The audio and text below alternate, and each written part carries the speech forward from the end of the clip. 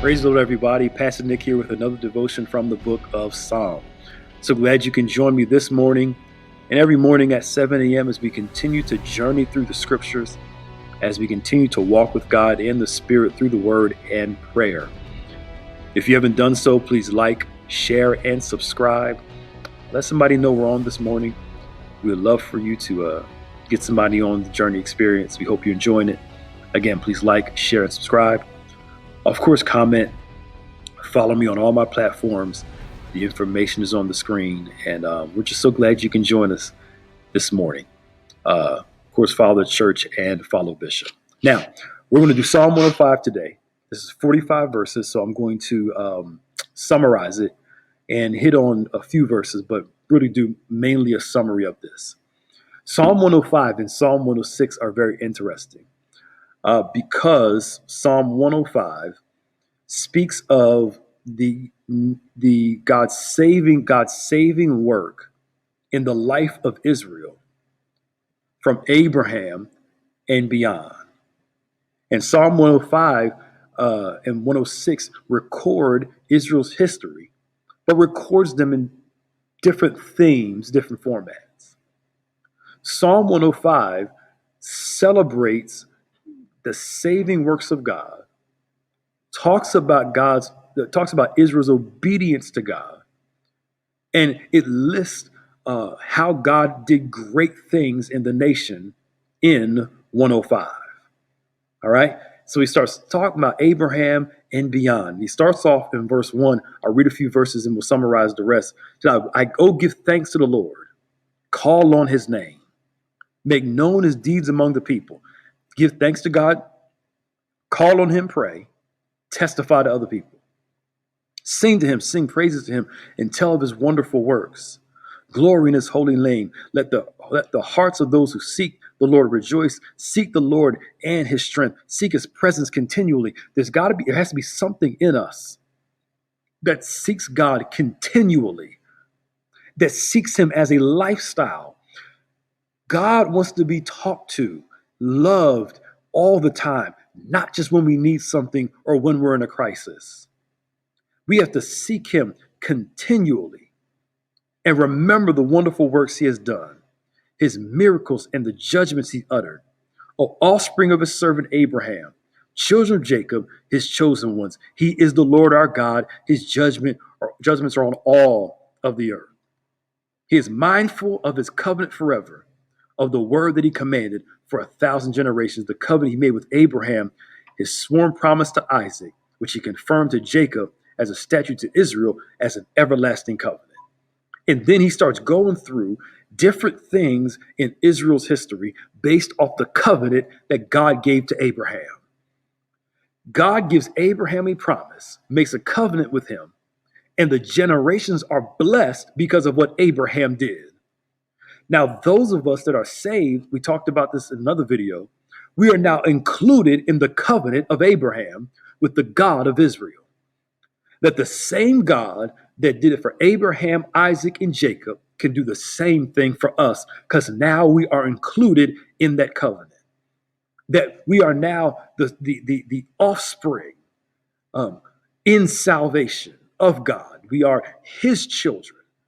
And God does great works and how he starts listing things, how he took care of Abraham, Isaac, and Jacob, how he kept them in a famine. And then let's jump to verse 17. I want to show you something specifically here. And he says, and he has sent a man ahead of them, Joseph, who was sold as a slave. That Joseph was sold as a slave. His brothers thought they were selling him as a slave. But God was allowing them to send Joseph before them. It's not that God endorses evil or wanted it this way. It's just that God, watch this, y'all, used their bad to work out for his good. Because here's the thing, y'all. God told Abraham in Genesis 15, your seed is going to be a stranger in a land, and for 400 years they're going to be held captive. So God gives Abraham a dream and tells him what's going to happen. And Joseph is a part of the fulfillment of that dream because he's sent into Egypt before them. Watch the providential hand of God. And he says, 18, his feet were hurt with fetters. His neck was put in a collar of iron until what he had said came to pass. Lord have mercy. Joseph was a slave. Joseph was bound until what the Lord said to him came to pass, which means there is a time limit on how long you're going to be in something, because the word of the Lord is going to come and rescue you. We told you in Psalm 102 that God has favor on the schedule.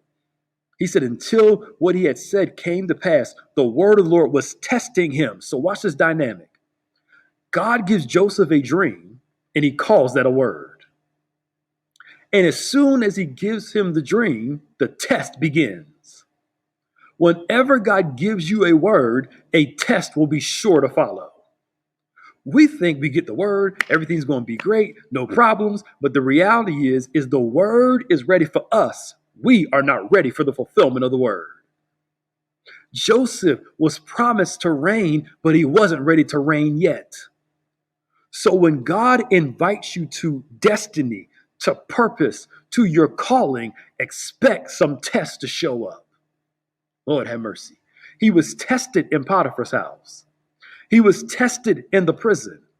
And when he passed the test, when it was time for the word to come to pass, he went into the palace, told Pharaoh his dream, and Pharaoh brought him up and raised him up.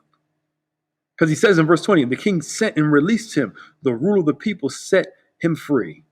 He made him lord over his house and ruler of all his possessions, to instruct his officials at his pleasure and to teach elders wisdom. God knows when to bring you out. Put that in the comment section. God knows when to bring me out. He knows when the test is over. He just wants to see, will you pass the test? Let me break this down a little more practically. Joseph, when he went to Pharaoh, had to interpret the dream, right? When you read Genesis, he interpreted Pharaoh's dream. He said, Pharaoh, you need somebody to run it. Pharaoh said, why don't you run it, Joseph? Joseph runs it. Joseph had to go through a period of preparation before that moment. In Potiphar's house, he mastered managing. He was raised to the second position of authority in the house, and he was mastering, administrating, and leading Potiphar's house. And once he mastered that, God said, time to move you on. He goes into prison after he's falsely accused, where he's working his ability to administer again. And then he works on his dream interpretation gift in the prison. Two things he'll need in the palace: administration and dream telling. God will oftentimes prepare you in private, prepare you in something small, so when the opportunity comes, you know what you're doing. Because the same Joseph that administrated in Potiphar's house, interpreted dreams in the prison, is the same one that God used in the palace. Stop complaining about how long it's taken. Oh boy. God is teaching you something in the season that you're in. So when he presents the opportunity to you, you know how to manage it. You know what to do. So instead of complaining about how long it's taken, learn to appreciate where you are and learn everything you can in the season that you're in. Because when the opportunity comes, when the promotion comes, the pressure starts. When God sends the word to free you, that's when it kicks in. You need to know that you have a word that's protecting you. Joseph couldn't die before he got to the palace because the word was not fulfilled in his life. And God is keeping you because he has a word that he has spoken over you. Lord have mercy. So he tells the story of Joseph. And we can spend a whole 20 minutes talking about that. I hope you guys got that. God prepares you for your future. And he knows when to send the word to bring you out of where you are. Let me move on, because I'll be on that for a long time.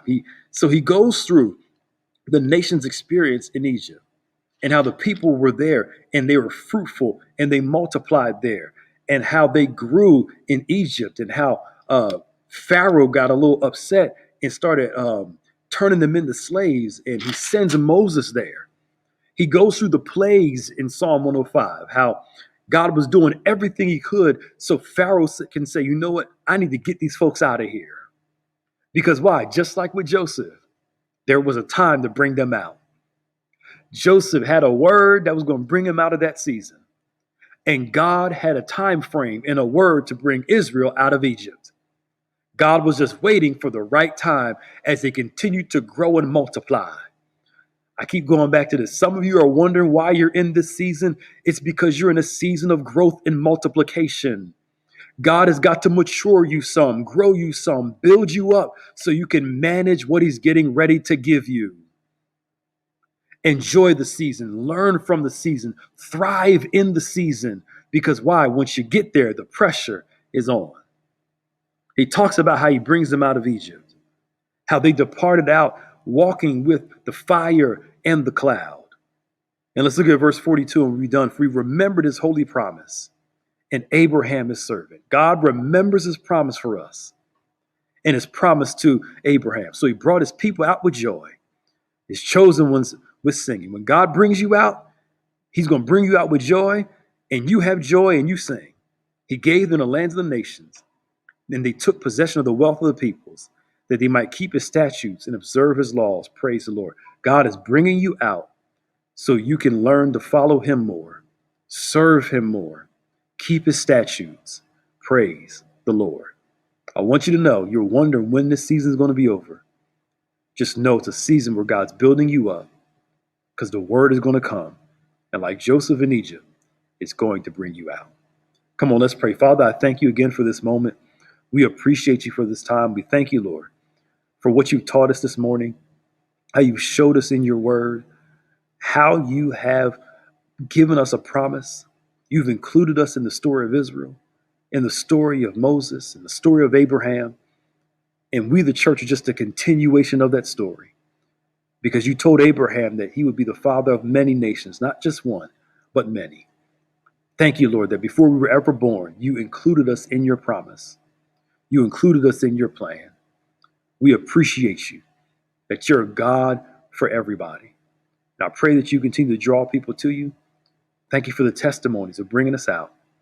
And Lord, during the season of waiting, the season of turmoil, help us to be patient, to learn during this time until your word comes to free us from our situation.